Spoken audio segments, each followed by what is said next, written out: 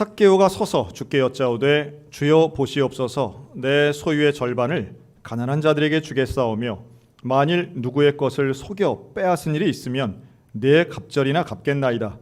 예수께서 이르시되 오늘 구원이 이 집에 이르렀으니 이 사람도 아브라함의 자손이미로다. 인자가 온 것은 잃어버린 자를 찾아 구원하려 함이니라. 오늘은 이 사람도 아브라함의 자손이다라는 제목으로 함께 말씀을 나누겠습니다. 우리가 잘 아는 삭개오에 대한 이야기입니다. 사실 삭개오에 대한 이야기는 이 누가복음 19장에만 아주 작은 분량으로 나오죠.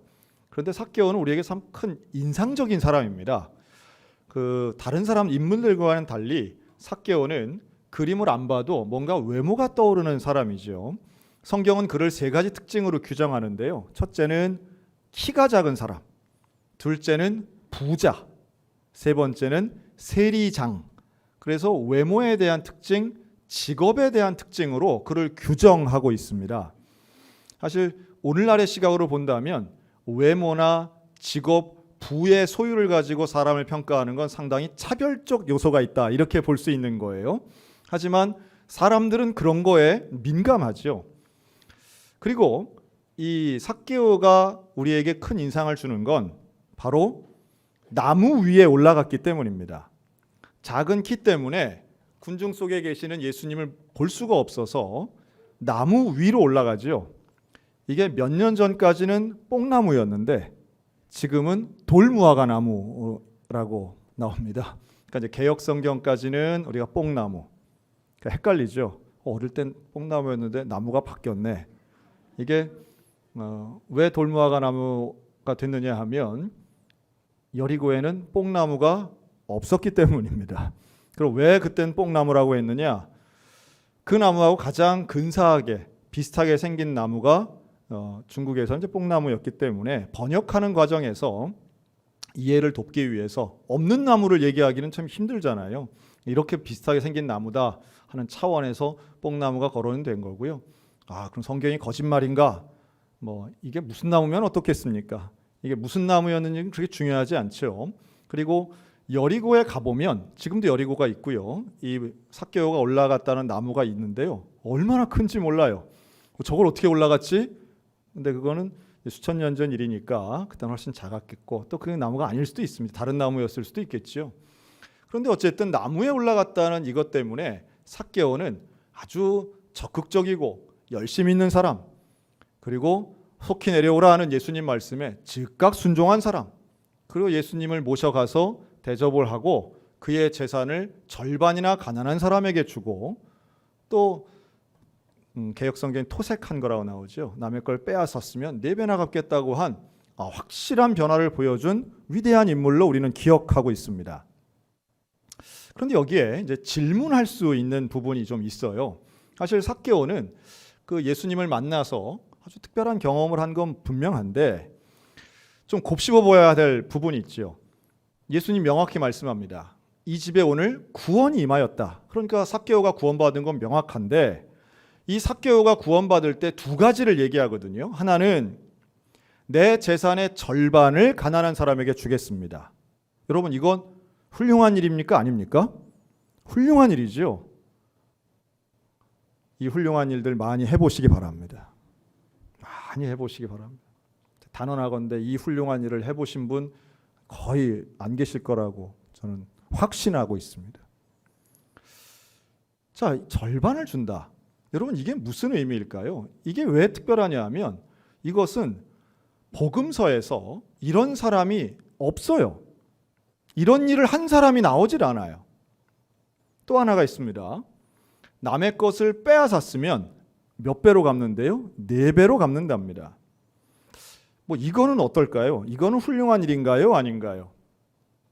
그럼 빼앗은 건 나쁜 일. 하지만 뭔가 더해서 준다라고 하면 그거는 있을 수 있는 일, 또 그것도 괜찮은 일, 뭔가 회개하는 일, 돌이키는 일로 우리가 이해할 수 있겠죠. 그러나 율법을 아는 사람이라면 이것 또한 무리한 일이라는 걸 알 수 있습니다. 당시의 모세의 율법은 도둑질하거나 빼앗은 사람은 원래 원금에 더하기 20%를 해서 주는 거예요. 그러니까 120%를 주는 게 법이에요. 율법인데 삭개오는 그 율법이 아닌 어서 난데없는 4배, 400%를 주거든요. 이거는 기준이 없어요. 그냥 자기가 하겠다는 거예요. 자, 이 두 가지를 한번 잘 볼까요? 이 두 가지밖에는 삭개오가 한 말이 없는데 이 두 가지의 공통분모가 뭐냐 하면 바로 돈입니다. 돈. 재산에 양과 소가 있을 수는 있겠으나 전체적으로 보면 물질 소유 돈이에요.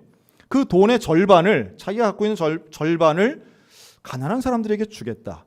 훌륭한 일이긴 한데 우리의 마음을 불편하게 하는 건 이게 구원받는 방법인가라는 거예요.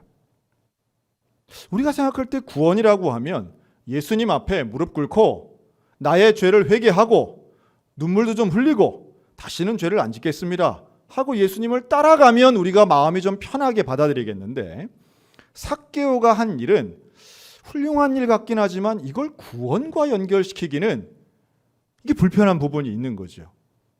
여러분 어떻습니까? 아, 그렇구나.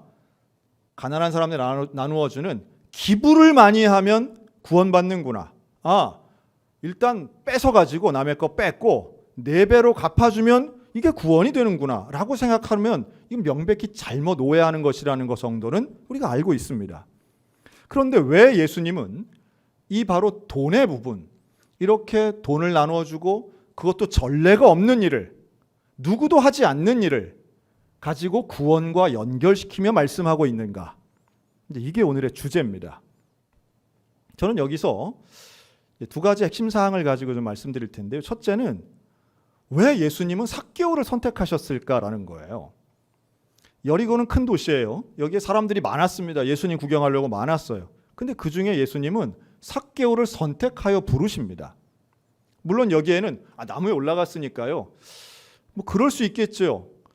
그 나무에 올라가 있는 이 중년의 남성이 눈에 띄긴 했을 겁니다. 근데 저는 이런 가정도 해봐요. 만약 삭개오가 나무 위에 올라가지 않았다면 어땠을까? 저는 개인적으로 삭개오가 나무 위에 올라가지 않았더라도 예수님은 삭개오를 부르셨을 거라고 생각합니다. 왜냐하면 그 삭개오를 통해서만 전할 수 있는 메시지가 있었기 때문이에요. 그 두 번째 질문은 그러면 이 구원의 방식을 우리가 어떻게 해석해야 될 거냐라는 거예요. 조금 전에 말씀드린 재산을 나누고 돈을 주는 것이 구원과 얼마나 관계가 있는 내용인가라는 거죠. 우리가 생각할 때 구원은 믿음으로 되는 건데 도대체 이걸 믿음으로 봐야 되나? 헌금 많이 하란 얘기인가? 구제를 많이 하란 얘기인가? 기부를 하면 그게 구원인가? 여러분, 이 삭개오의 이야기는 상당히 짧기 때문에 이 한 가지 사건이 아닌 맥락에서 이 삭개오의 사건을 봐야 됩니다. 맥락에서 본다면 이 앞뒤로 무슨 일이 있는가라고 하는 거죠. 즉 예수님이 여리고에 오기 전에는 예루살렘으로 가기 위해서, 다시 말해 누가복음 18장에는 아주 유명한 사건이 하나 나와요. 마태복음, 마가복음, 누가복음 세 복음서, 공관복음이라고 하는 세 복음서에 공히 나오는 아주 중요한 사건이 나오는데 그게 바로 예수님을 찾아온 부자 청년의 이야기입니다.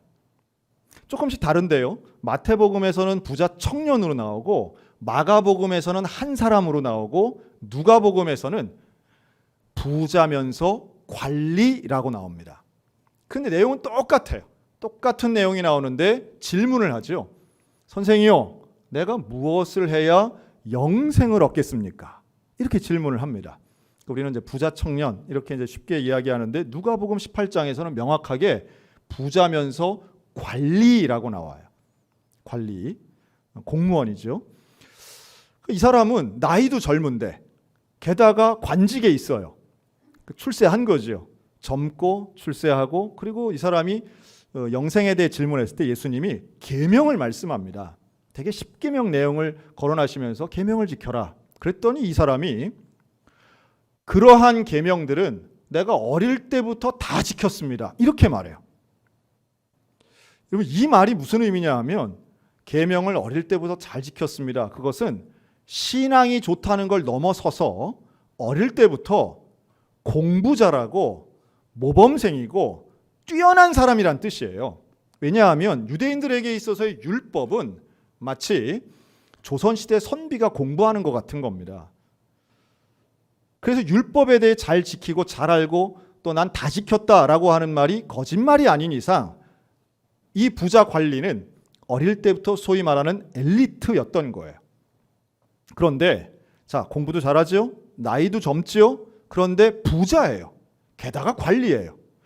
젊은 관리가 부자 되기가 힘든데 이렇게 다 이룬 사람이 바로 누가복음 18장에 나오는 예수님을 찾아온 부자 청년이에요. 그러니까 엘리트 중에 엘리트고 어떤 면에서는 아마도 제자들이 봤을 때 저 사람이 다 왔네? 라고 할 정도로 그 지역에서는 알만한 사람 아는 아주 사람들이 인정하는 인재였을 거라는 거예요. 요즘에는 젊은 나이에 이렇게 막 주목받는 인재들이 조금 옛날에 비해서는 이제 줄어들었는데요. 아마 이렇게 생각하시면 될 거예요. 지금 뭐 센세이션을 일으켰다 이래가지고 하는 무슨 야당의 젊은 대표 있잖아요. 그분은 이제 뭐 우리가 생각하는 그런 기독교인은 아니지만 이분이 만약에 간증을 하고 신앙이 좋아서 어디 가서 예수님에 대해서 이렇게 얘기를 했다 그러면 한국 교회가 가만히 안 둘 거라고 저는 봅니다. 봐라, 역시 하버드, 역시 뭐 젊은이, 역시 뭐 미래에 뭐 이러지 않겠어요? 그런데 바로 그러한 것들을, 그러한 소재들을 다 가지고 있는 사람이 누가복음 18장에 나오는 이 나이가 젊은 부자 관리예요. 그를 지칭하는 말들 하나하나가 사람들이 호감을 가질 만한 것들이에요. 아마도 제자들은 저런 사람이 예수님 찾아왔네. 역시 예수님 따르길 잘했어 라고 할 만한 그런 인물인데 이 사람이 말한 거죠. 그런 계명은 다 지켰습니다. 내가 더 뭘 해야 되겠습니까? 여러분, 그때에 예수님이 이 청년을 향해서 뭐라고 하느냐 하면 18장 22절, 너에게 한 가지 부족한 것이 있으니 너에게 있는 것을 다 팔아 가난한 사람에게 나누어 주라. 그리하면 하늘에서 내게 보화가 있으리라. 그리고 와서 나를 따르라. 이렇게 말씀해요. 한 가지 부족한 게 있다는 거예요. 근데 그게 뭐냐 하면 네가 갖고 있는 재산을 다 팔아서 가난한 사람들에게 나누어 주고 그리고 나를 따르라는 거예요. 여러분, 제가 만약에 우리가 예수님 믿고 구원을 받기 위해서는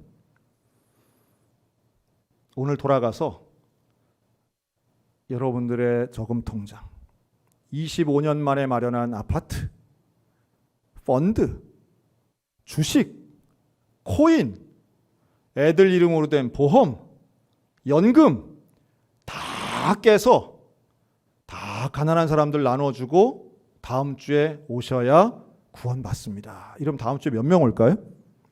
다음 주는 비대면 예배 될 가능성이 높겠죠.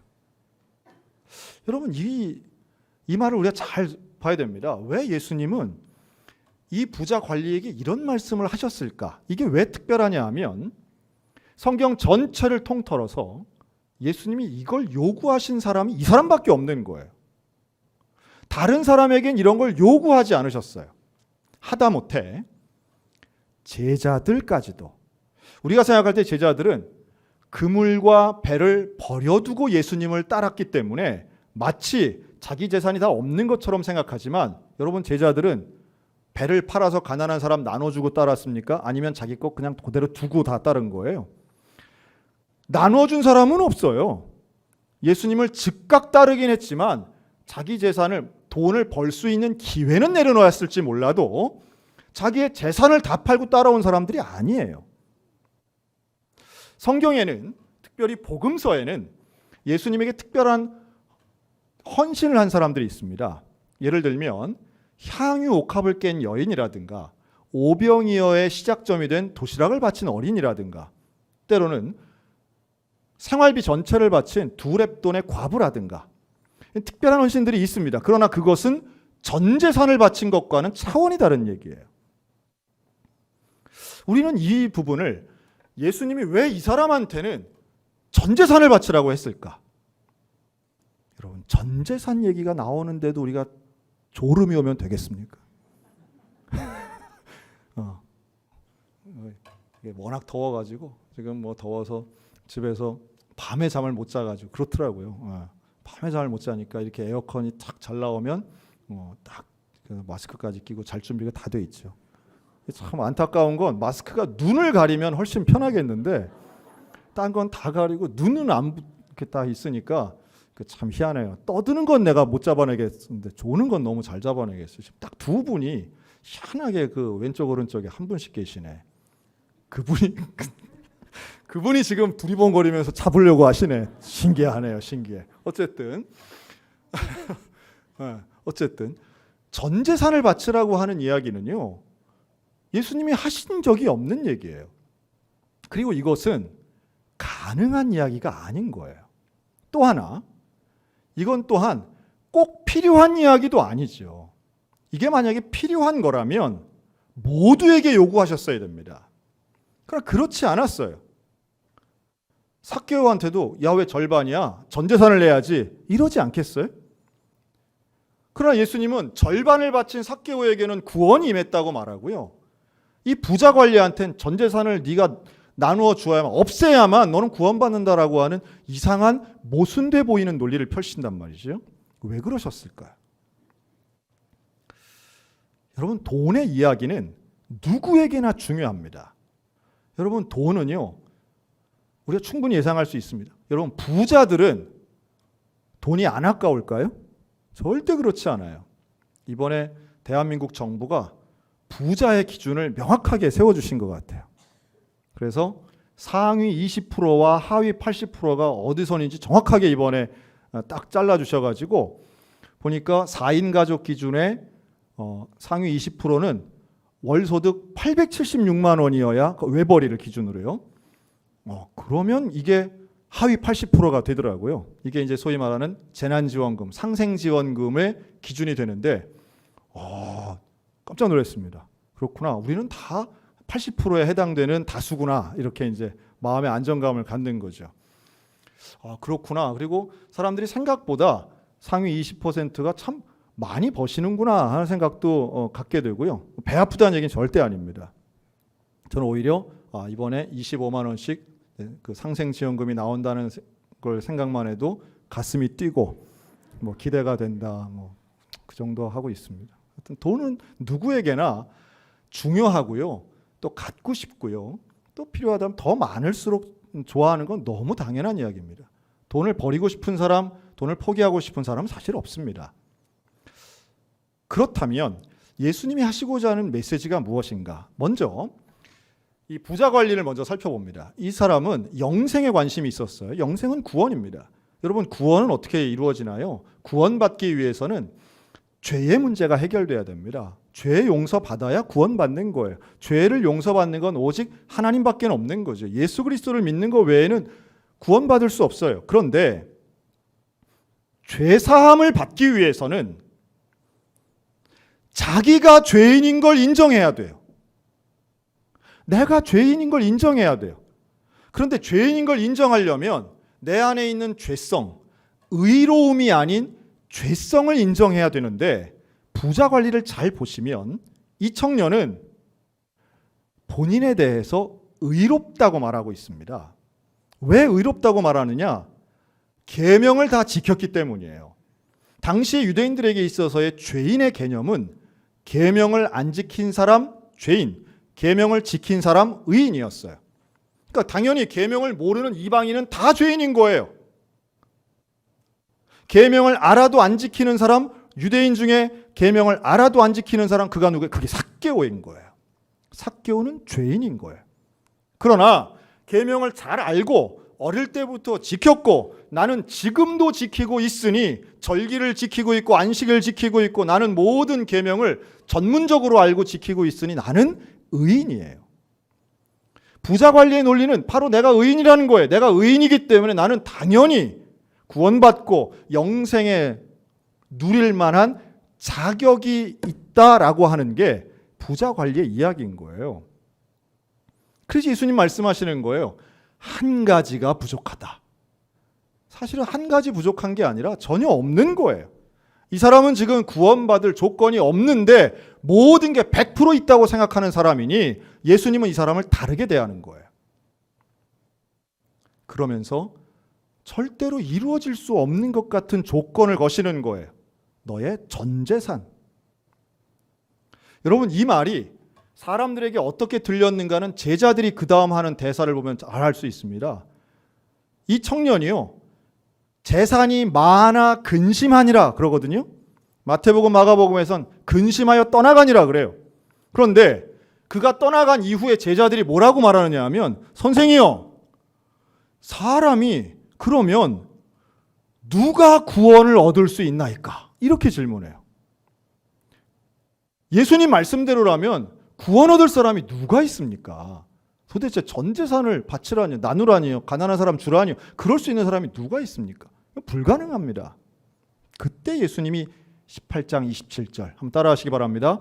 사람이 할 수 없는 것을 하나님은 하실 수 있느니라. 아멘.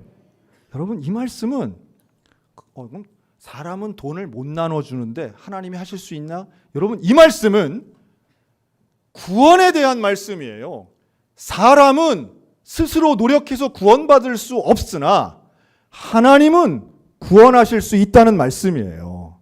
즉, 구원은 나의 의나 나의 노력이나 나의 능력으로 이루어지는 것이 아니고 전적인 하나님의 은혜인데, 그 전적인 하나님의 은혜를 인정하는 사람은 회개한다는 거예요. 왜요? 하나님은 거룩하시고 나는 죄인이니까. 그런데 내 노력, 내 능력으로 하려고 하는 사람은 나는 계명 다 지켰어, 나는 구원받을 만해, 나는 부족한 게 없어 라고 하는 사람이라는 거죠. 근데 제자들은 아직도 어리석게 사람이 그거 어떻게 나눠줍니까? 예수님 명확하게 말씀하세요. 사람으로서는 할 수 없으나 하나님으로서는 할 수 있다. 그리고 하나님이 어떻게 이 놀라운 구원을 베푸시는가를 삭개오를 통해 보여주시는 거예요. 여리고성에 들어갈 때 그 많은 사람이 있지만 그 중에 사람으로서는 할 수 없지만 하나님으로서 할 수 있는 모델을 뽑으셨는데 그게 바로 삭개오예요. 삭개오, 내려와라. 속히 내려와라. 내가 오늘 너의 집에 유하여야 되겠다. 아이고 예수님, 그럼요. 그리고 예수님 앞에 서서 그가 만난 지 하루 만에 삭개오의 입에서 나오는 고백은 내 재산의 절반을 가난한 사람 주겠습니다. 절반 주겠습니다. 여러분, 이 재산 삭개오가 어떻게 모았겠어요? 삭개오는요, 사람들이 수군수군대요, 죄인이라고 손가락질해요. 세리장은 세금을 거두는 권한이 있기 때문에 사람들이 대놓고 욕은 못하지만 뒤에선 다 욕해요.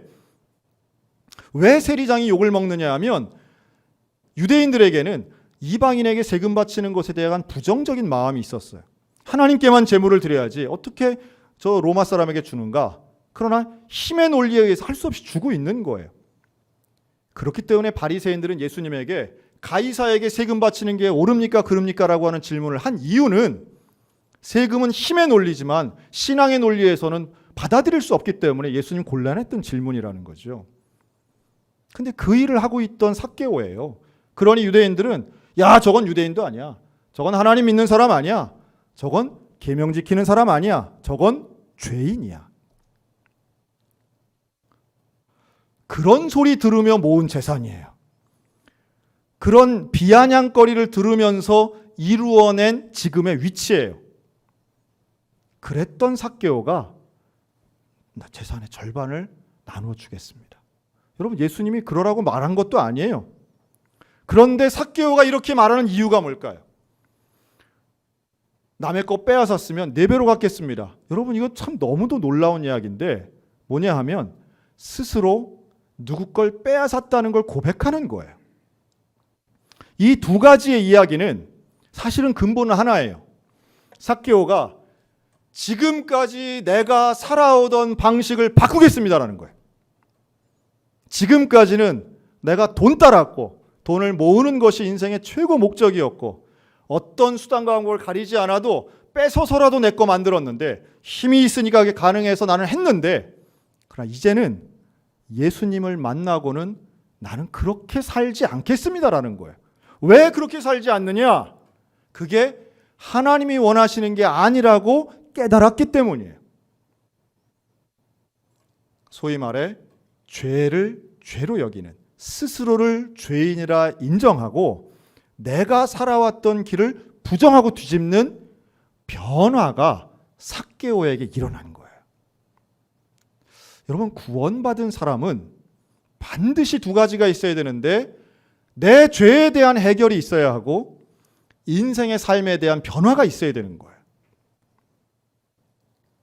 이것이 삭개오의 고백에서 드러난 믿음의 고백입니다. 그래서 예수님 말씀하세요. 이 사람도 아브라함의 자손이다.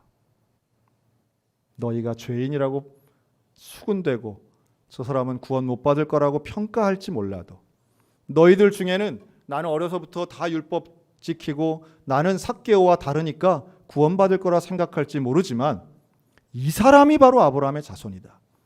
이런 사람이 구원받는 거야. 너무도 명확하게 말씀하시는 거예요. 저는 삭개오를 보면서 돈에 대해 묵상합니다. 여러분, 돈은 무엇입니까?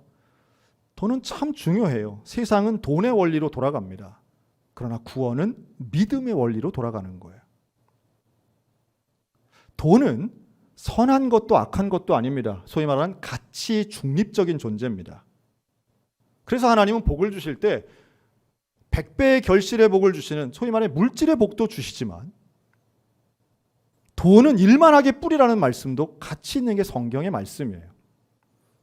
돈을 사랑하는 자는 결국은 죄를 지을 가능성이 참 많은 거죠. 돈이 악한 것이 아니라, 만약 돈이 악하다고 하면 예수님은 돈을 갖지 말라고 하셨을 거예요. 그러나 예수님은 계속해서 어떤 비유를 중에도 가장 많은 경우 돈 가지고 비유를 드세요. 달란트의 비유, 또 바로 누가복음 19장 이후에는 열 문화의 비유가 나옵니다. 왜 그렇게 돈 가지고 많이 이야기하셨을까? 그게 그만큼 중요하기 때문이에요. 밀접하고 사람들이 귀에 들리기 때문이죠. 그러나 돈은 주인이 되어서는 안 됩니다. 우리 인생의 주인 되어서는 안 됩니다. 돈은 도구일 뿐입니다. 돈은 사용해야 되는 것이지 섬겨야 될 대상이 아니라는 거예요. 우리가 두 주인을 섬길 수 없습니다. 바로 두 주인을 섬기려 했던 게 부자 관리의 모습이에요. 돈도 섬기고 하나님도 섬기는 것은 그건 하나님 섬기는 게 아니라는 말씀이죠. 구원을 얻으려면, 영생을 얻으려면 하나님만 섬겨야 되고 돈은 다스려야 되는 겁니다. 저는 이 부자 관리와 삭개오의 공통점이 있어요. 이 둘의 공통점, 부자였다는 거예요. 또 관리였다는 거예요. 부자고 관리인데 사람들의 평가는 너무 달랐죠. 이 부자 청년 부자 관리에게는 사람들이 호감을 느껴요. 그러나 부자며 세리장인 삭개오에게는 사람들이 부정적인 감정을 갖고 있습니다. 예수님의 평가는 정반대입니다. 예수님의 평가는 삭개오를 인정하고 계세요. 왜요? 그가 했던 인생의 돈 추구한 상황이 좋았기 때문이 결코 아니라 그의 변화의 모습을 모델로 삼으시더라는 거죠. 지금부터 불러드리는 이 노래 제목을 아시는 분들은 한 50은 넘으신 분들이다 생각이 드는데, 사랑이 저만치가 않네, 토요일은 밤이 좋아, 당신도 울고 있네요. 혹시 이 노래를 벌써 속으로 따라 부르시는 분 계실까 모르겠는데, 이 노래 부른 분 누군지 아십니까? 김종찬이라는 분입니다. 1980년대 초중반 아주 정말 인기 많았던 가수입니다. 근데 이분이 어느 날 사라졌어요. 90년대 들어서 이분이 사업을 하고, 연예인들이 뭐 많이 그렇듯이 사업을 하다가 정말 쫄딱 망하고 IMF를 경험하면서 교도소까지 이제 가게 됩니다. 근데 교도소에서 이분이 원래 교회 다니던 분이 아닌데 거기서 좋은 간수도 워낙 이제 유명한 연예인이 들어오니까 사람들의 관심이 많이 집중됐죠. 거기에 있는 교도소 안에 있는 예배의 장소에 찾아가고, 또 뭐 미션 스쿨 과거에 다녔던 기억을 떠올리며 찬송가도 불렀답니다. 근데 찬송을 부르는데 마음이 울리고 성경 말씀을 듣는데 하나님을 경험하게 된 거죠. 그래서 그 교도소에서 예수님을 믿게 되면서 두 가지를 약속하는데요. 하나는 평생 하나님 사람으로 살겠습니다. 그리고 할 수만 있다면 내가 목사가 되겠습니다. 두 번째는 더 이상 세상 노래 하지 않고 하나님 찬송만 하겠습니다. 이 두 가지를 약속했다는 거예요. 그리고 나와서 2000년대 초반에 신학교에 들어가고 지금은 목사가 되어서 목회를 하고 계세요. 이분의 간증을 하는 것은 짧은 기간이 아니라 이미 목회를 한 지도, 목사 안수를 받은 지도 제법 됐기 때문에 어떤 또다시 변절할 가능성이 없어서 제가 좀 안전한 마음을 가지고 소개를 드립니다. 근데 이분의 간증이 최근에 다시 한번 주목받는 이유가 있습니다. 지금 대한민국은 완전히 복고가 유행이에요.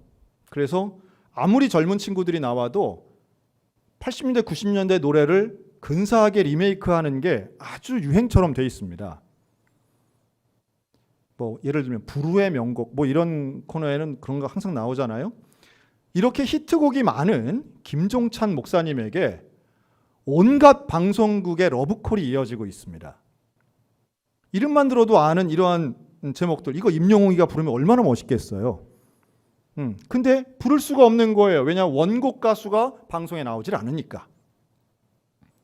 원곡 가수가 어떤 경우에도 방송 출연을 고사했습니다. 안 나와요. 아마 보신 분 없을 거예요. 그런데 CBS는 나오고요. CTS는 나오고, 목사님이시니까. 많이 한번 보세요. C3TV에도 나오고 9TV에도 나오시더라고요. 나와서 간증을 하세요.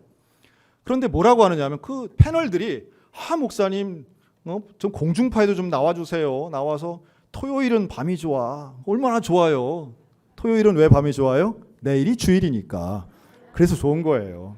그래서 얼마나 사람들이 좋아하고 다시 유명해지면은 복음 전파에도 도움 될 거 아닙니까? 그랬더니요. 이 김종찬 목사님 그런 얘기를 합니다. 거기서는 그 노래를 좀 불러주더라고요. 당신도 울고 있네요를 좀 불러주더라고요. 그러면서 뭐라고 하냐면 안 나가는 이유가 돈을 받기 때문이라고 말하더라고요. 생각보다 그런 불후의 명곡 이런 곡에 나가면 돈을 많이 받더라고요. 그리고 거기에 파생돼서 다른 예능 이렇게 나가면 정말 돈을 많이 벌겠더라고요. 대충 계산만 해도. 오해하시면 안 되는 게 여러분 방송 나가서 돈 버는 게 나쁜 일입니까? 그렇지 않아요. 할 수 있으면 해도 되는 거예요. 그건 절대 나쁜 일이 아니에요. 그런데 이 목사님에게는 하나님과 약속할 때 본인의 과거의 삶이 연결되어 있는 거예요. 과거에 자기는 음악과 돈만 보며 미친 듯이 살았다는 거예요. 음악과 돈. 그러니까 사업도 했겠죠. 그러나 하나님이 정말로 원하시는 것을 알게 된 이후에, 복음을 경험한 이후에, 예수님의 생명을 알게 된 이후에 그것을 버렸다는 거예요. 버렸으니 나는 돌아보지 않겠다는 거죠.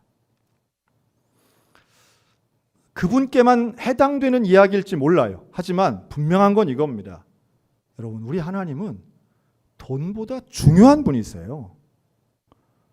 돈하고 비슷한 곳에 우리 주님 예수님을 돈과 비슷한 자리에 놓지 않았으면 좋겠습니다. 돈이 필요 없다는 얘기 아니에요. 하나님은 우리가 돈이 필요한 걸 잘 알고 계십니다. 때로는 우리가 필요하기 때문에 돈도 주십니다. 어떨 때는 많이 주실 때도 있어요. 그러나 명확한 건 돈의 액수가 많고 적고 상관없이 우리에게는 하나님이 계셔야 된다는 거예요. 우리에게는 예수 그리스도가 필요하고 예수님이 원하시는 삶을 살아가는 게 그 무엇보다 중요하다는 겁니다. 여러분, 구원받은 사람답게 돈은 도구화하고 우리 인생의 주인은 예수님만 되는 믿음의 성도들 되시기를 주님의 이름으로 축원합니다. 주님 명확히 말씀하세요. 누가복음 12장 오늘 있다가 내일 아궁이에 던져지는 들풀도 하나님이 이렇게 입히시거든 하물며 너희일까 보냐 믿음이 적은 자들아 너희는 무엇을 먹을까 마실까 하여 구하지 말고 근심하지도 말라. 너희 아버지께서는 이런 것이 너희에게 있어야 할 것을 아시느니라. 여러분, 돈 생각하면 어떤 마음이 제일 생각이 나십니까? 돈이 부족한 분들은 돈 없으면 괴로워요. 걱정되고 두렵습니다. 은행 잔고가 줄어들고 마이너스가 되면 두려움이 오죠. 근데 반대로 돈이 많아진다고 생각해 보세요. 그럼 아마 든든할 거예요. 기쁠 거예요. 우리가 언제 기뻐하고 언제 두려워하는가 이것만 보아도 우리의 삶의 중심에 뭐가 있는지가 보이는 겁니다. 여러분, 하나님과 함께할 때 가난해도 두렵지 않게 될 줄로 믿습니다. 그래서 믿음의 반대말은 의심이 아니라 근심과 염려라는 말도 전 그래서 동의할 수 있어요. 믿음이 있으면, 믿음이 있다고 해서 돈이 필요 없다는 얘기 절대 아니에요. 저는 우리 성도들이 정말 물질적으로 풍요로웠으면 좋겠어요. 그런데 그렇다고 해서 돈이 필요하다고 해서 돈만 쫓는 인생 되어서는 되겠느냐는 말씀이에요. 우리 삭개오의 결단, 삭개오의 변화, 그 삭개오의 고백이 예수님 마음에 모델이 되었던 것처럼 오늘 이 집에 구원이 임했다, 이 사람도 아브라함의 자손이다 선포했던 것은 바로 이것이다. 구원은 이것이고 하나님이 원하시는 건 이것이고 내가 이 여리고성에서 찾으려 했던 건 바로 이런 모습이다 라고 하는 메시지가 오늘 우리들 가운데 적용되었으면 좋겠습니다. 사랑하는 성도 여러분, 우리의 인생의 주인 되시는 그 예수님의 손을 붙잡고 오늘도 담대하게 믿음의 길을 걸어가는 승리하는 성도들 다 되시기를 주님의 이름으로 축원합니다.